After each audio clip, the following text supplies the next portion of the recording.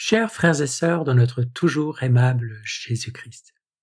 Dans les écrits de Luisa Picaretta, un des aspects peut-être les plus surprenants de prime abord, c'est l'annonce d'une ère nouvelle à venir sur la terre, le règne du divin fiat. Autrement dit, l'accomplissement de la demande du Notre Père que ton règne vienne et que ta volonté soit faite sur la terre comme au ciel. Vous serez d'accord avec moi, ce n'est pas quelque chose que l'on entend très souvent dans les homélies dominicales ni dans les leçons de catéchisme. Certes, Jésus a prêché le royaume de Dieu, mais nous, catholiques, nous avons en nous cette idée implicite que ce règne se confond plus ou moins d'une manière qui reste assez obscure avec cette Église institution que le Seigneur a fondée sur les apôtres et avec les dons de la grâce qu'elle administre, particulièrement à travers les sacrements, et en premier lieu le baptême. À ce propos, vous connaissez sûrement ce mot d'Alfred Loisy, un prêtre français, théologien exégète, et qui finira excommunié. Il disait « Jésus annonçait le royaume, et c'est l'Église qui est venue ». Dans sa bouche, c'était plutôt un fait à déplorer, ou du moins une brisure irrémédiable entre le Jésus historique et la religion qui était née de sa prédication. Mais l'Église semble bel et bien exister pour annoncer et répandre ce royaume de Dieu sur la terre, à travers son propre rayonnement, qui passe donc par la prédication, l'administration des sacrements, mais aussi par la soumission du pouvoir temporel aux commandements et préceptes de l'Évangile. Encore aujourd'hui, certains défendent cette vision en regrettant que la chrétienté médiévale ne soit plus, quand d'autres la rejettent, cette vision, comme un dévoiement de l'Évangile. Même dans les plus hautes sphères de la Sainte Église hiérarchique aujourd'hui, beaucoup ont renoncé à promouvoir le règne social du Christ, préférant ouvrir d'interminables chemins de dialogue et de miséricorde inclusive, de fraternité universelle, de pluralisme synodal et de soins durables pour notre maison commune, la terre. Je digresse. Revenons vite à l'essentiel. Que nous apprend le livre du ciel ? Voici un premier extrait. Jésus parle d'un renouvellement du monde. Au tome 12, le 29 janvier 1919, Jésus dit « Ma fille bien-aimée, je veux te faire connaître l'ordre de ma providence. Tous les 2000 ans, j'ai renouvelé le monde. À la fin du premier 2000 ans, je l'ai renouvelé par le déluge. À la fin du second 2000 ans, je l'ai renouvelé par ma venue sur la terre, où j'ai manifesté mon humanité. À travers elle, comme à travers un treillis, ma divinité s'est laissée deviner. Les bons et les très saints des 2000 ans qui ont suivi cette venue ont vécu des fruits de mon humanité et ont joui un peu de ma divinité. Actuellement, nous sommes près de la fin de la 3e période de 2000 ans. Il y aura un 3e renouveau. C'est là la raison de la confusion générale actuelle, qui n'est rien d'autre que la préparation au 3e renouveau. La confusion générale actuelle dont parle Jésus, c'était en 1919, et on peut dire qu'elle n'a qu'augmenté jusqu'à aujourd'hui. Nous avons donc ici l'annonce d'un renouveau imminent, attendu sur la terre, qui manifestera plus clairement qu'avant. C'est ce que Jésus dit à Louisa dans la suite de ce passage que je viens de vous lire, qui manifestera plus clairement ce que la divinité faisait dans l'humanité du Christ, quand il était sur terre. Ce renouvellement est mis en parallèle avec le déluge, qui a touché toute l'humanité, avec l'incarnation, qui a également touché toute l'humanité, en quelque sorte. On notera, pour la suite du développement de cette vidéo, que ce 3e renouvellement ouvre donc une 4e période dans l'histoire de l'humanité. La première était d'Adam au déluge, la 2e du déluge à l'incarnation, la 3e de l'incarnation au règne du divin fiat, et la 4e sera la dernière avant la consommation des siècles et la fin de l'histoire. Ce schéma reprend comme référence, réelle ou symbolique, le calendrier et la chronologie biblique. De fait, selon les calculs des biblistes basés sur le compte des années dans les Saintes Écritures, le déluge a eu lieu 1656 ans après Adam et la naissance de Jésus a eu lieu 3974 ans après Adam. C'est le compte des années dans la Bible. 1650 et quelques, 3970 et quelques, les 2000 ans évoqués par Jésus à Louisa sont donc une approximation. Mais la beauté du schéma, c'est qu'on peut le rapprocher des 7 jours de la création. Après 6000 ans, nous arrivons à cette période que l'Apocalypse appelle le millénium et qui s'avère être comme le 7e jour, le jour du Shabbat, le repos de Dieu, quand enfin les œuvres de Dieu seront arrivées à pleine maturité.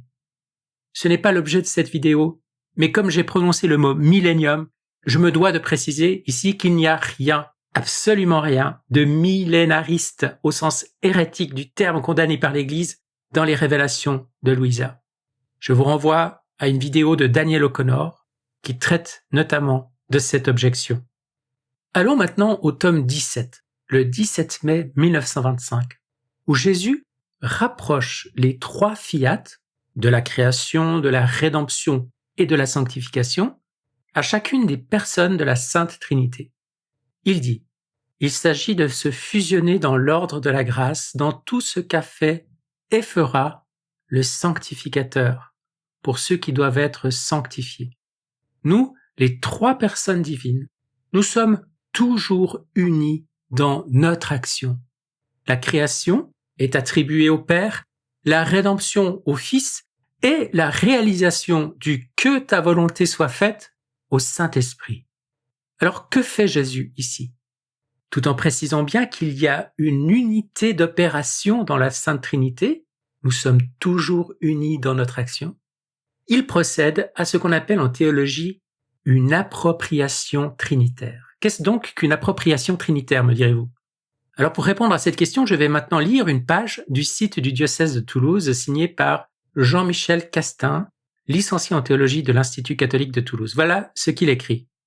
On appelle appropriation trinitaire l'attribution à une personne divine, de manière privilégiée, d'une qualité commune aux 3 personnes de la Trinité.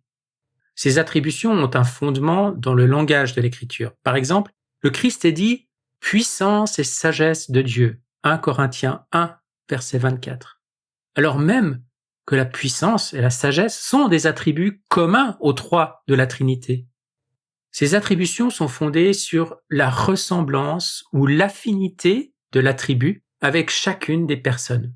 Par exemple, l'attribut de puissance fait plus référence au Père qu'au Fils et à l'Esprit, même si les 3 sont tout-puissants. La puissance est appropriée au Père en tant que source de la Trinité, la vérité au Fils en tant que verbe et sagesse, et l'amour à l'Esprit parce qu'il est leur communion réciproque. Fin de citation. Or, et là nous entrons dans la phase controverse de cette vidéo, certains voudraient voir dans cette affirmation de Jésus, la création est attribuée au Père, la rédemption au Fils et la réalisation du « que ta volonté soit faite », autrement dit, le fiat de la sanctification auquel Louisa est particulièrement liée, au Saint-Esprit. Certains voudraient y voir la renaissance d'une hérésie ancienne rattachée, pour faire court, car l'histoire est plus complexe que ça, à un moine du Moyen-Âge appelé Joachim de Fior.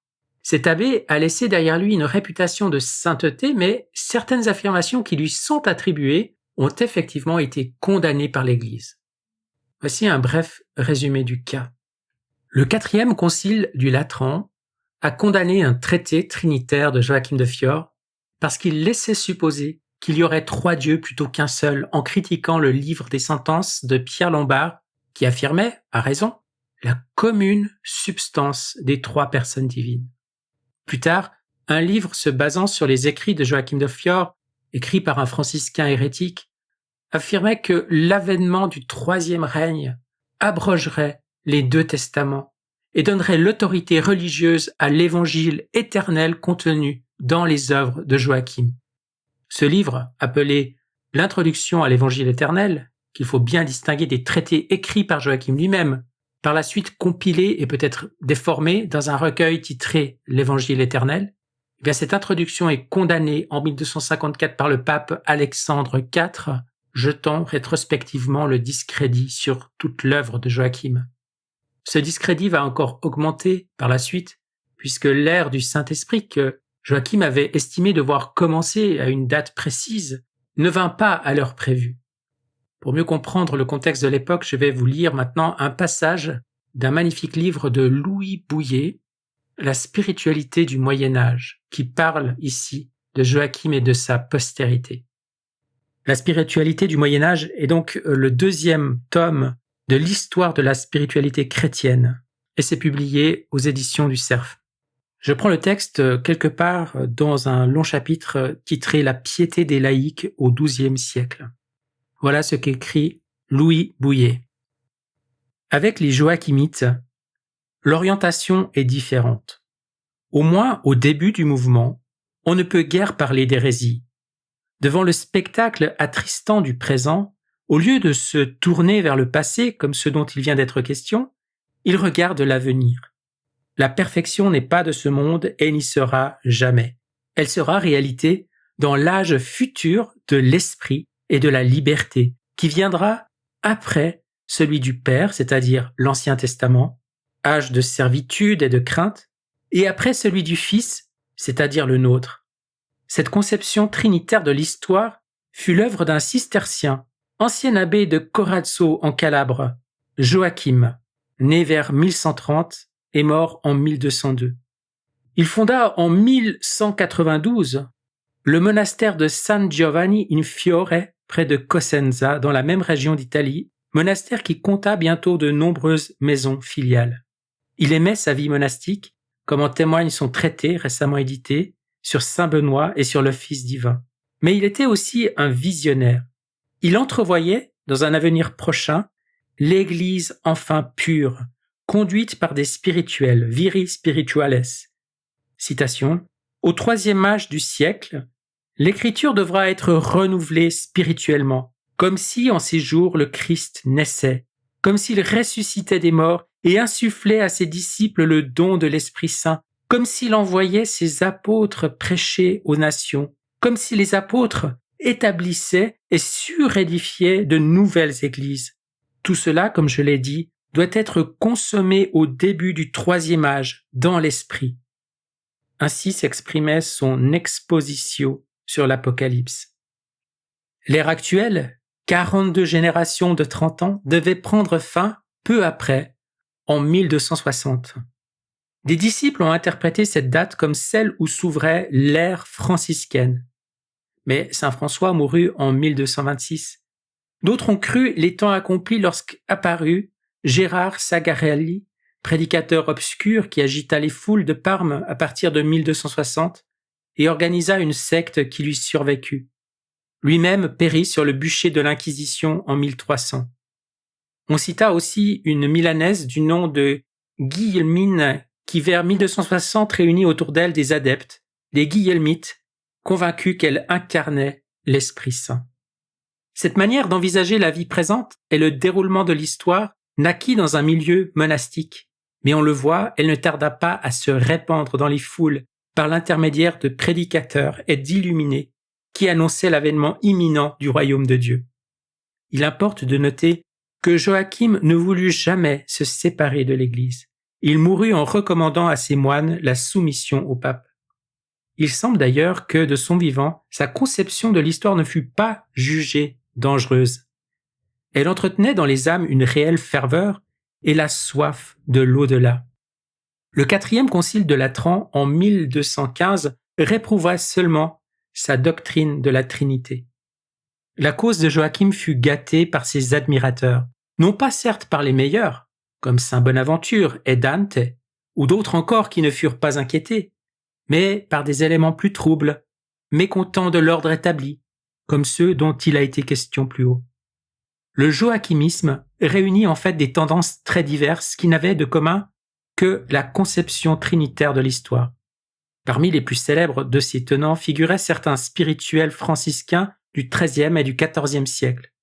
Ce serait toutefois une erreur de donner du franciscanisme primitif une interprétation joachimite. La diffusion des idées ainsi mises en circulation est liée à ce traité curieux qui a pour nom l'Évangile éternel et qui est dû à un franciscain intransigeant, Gérard de Borgo San Donnino. Mais cette compilation semble bien les avoir déformés. Un syllabus de 31 propositions en fut extrait par les théologiens de Paris en 1254. Saint Thomas fut plus prudent. Il se contenta, en un passage de la Somme théologique, de signaler, je cite, la vanité de certains qui attendent un âge nouveau. Comme le suggère l'Écriture, Hébreux 10, 19, dit saint Thomas, il n'y a pas à espérer ici-bas d'âge meilleur que l'actuel. Tout ce mouvement aboutit à la condamnation de Pierre-Jean Olivier au Concile de Vienne en 1311-1312 et à la réprobation des erreurs des « spirituels » par Jean XXII en 1318. Ces disciples plus ou moins fidèles de Joachim furent ainsi réduits à l'état de secte. Le succès extraordinaire de cette vision apocalyptique et spirituelle de l'histoire est symptomatique de la mentalité qui régnait alors dans de larges couches du peuple chrétien. La doctrine de l'Église paraissait trop accommodante à l'égard de l'état des choses actuelles. À vrai dire, celui-ci était lamentable, malgré les efforts réformateurs de Grégoire VII et de plusieurs fondateurs religieux. Sans doute ce mouvement spirituel eut-il un bon côté. Il prépara le succès providentiel de François d'Assise et de Dominique de Guzman. Mais ceux-ci virent le salut non dans des espérances pour l'avenir, ni davantage dans le retour à des formes révolues. Tout passe et prépare une ère meilleure. Sur ce point, Joachim avait raison. L'Église des apôtres et des martyrs est le modèle auquel il faut revenir sans cesse. Les autres hérétiques de l'époque, arnaldistes, spéronistes, amoriciens, l'avaient bien vu et là aussi ils avaient raison. Les ordres mendiants du XIIIe siècle apporteront à ces aspirations diverses et antinomiques une solution qui les ramènera à l'unité en leur donnant satisfaction, la pauvreté. Si elle est vraiment celle qu'a prêché le Christ, elle détache de ce qui passe et oriente les regards vers l'au-delà. En même temps, elle redécouvre le style de vie des premiers chrétiens. Je termine ici la lecture du livre de Louis Bouilhet. Je disais donc que certains, aujourd'hui, accusent les écrits de Luisa Picaretta de faire revivre cette vieille hérésie dite de Joachim de Fiore. L'hérésie en question dans l'esprit des contempteurs de Luisa, ce n'est pas donc le tritéisme condamné par l'Église, mais la théorie dite des âges de l'humanité que Joachim attribue aux trois personnes divines. Voici un extrait significatif attribué à Joachim de Fiore pour illustrer cette théorie des trois âges. Dans le traité en question, Joachim traite de plusieurs manières de séparer les époques de l'histoire humaine par une attribution respective aux trois personnes divines. Parmi les diverses options, il fait le choix de celle-ci. Je cite. « Le temps qui brille sous la circoncision et sous la loi date d'Abraham et va jusqu'au Christ. Il est attribué au Père parce qu'alors Dieu a parlé à nos pères par les prophètes, en de nombreux passages des Écritures et sous bien des symboles. Le temps qui lui succéda sous le signe de l'Évangile est attribué au Fils, parce qu'alors le Fils se manifeste lui-même au monde et que la doctrine évangélique convertit à sa divinité une grande multitude de gentils. Les gentils, c'est les païens, bien sûr. Le temps, enfin, qui se déroulera presque entièrement dans la compréhension spirituelle du monde, sera attribué au Saint-Esprit, parce que celui-ci, dès son apparition parmi les hommes, les enseignera plus abondamment encore et les rassasiera de toute vérité, appelant de leurs ténèbres à sa gloire les malheureux qui jusqu'à l'heure présente persévèrent dans leur perfidie. Alors je vous pose une question. Voyez-vous un quelconque rapport dans tout ça entre ce qui vient d'être lu et l'affirmation de Jésus chez Luisa, affirmation avant tout trinitaire, une seule opération divine, et l'appropriation de chaque œuvre distincte à l'une des personnes divines, création au Père, rédemption au Fils, sanctification au Saint-Esprit. Si l'opération est une, c'est bien que tout est réalisé par la Trinité, le reste étant de l'ordre, comme nous l'avons dit, de l'appropriation. Peut-être que ceux qui se sont figurés qu'il pouvait y avoir là un lien entre Luisa et Joachim de Fiore avaient également en tête le passage sur les renouvellements successifs du monde que nous avons vu précédemment. Mais remarquez que dans ce contexte-là, Jésus ne fait pas d'attribution trinitaire avec chaque époque distincte. D'ailleurs, ça n'aurait pas de sens puisque, comme nous l'avons déjà noté, ces trois renouvellements distinguent 4 époques et non pas 3.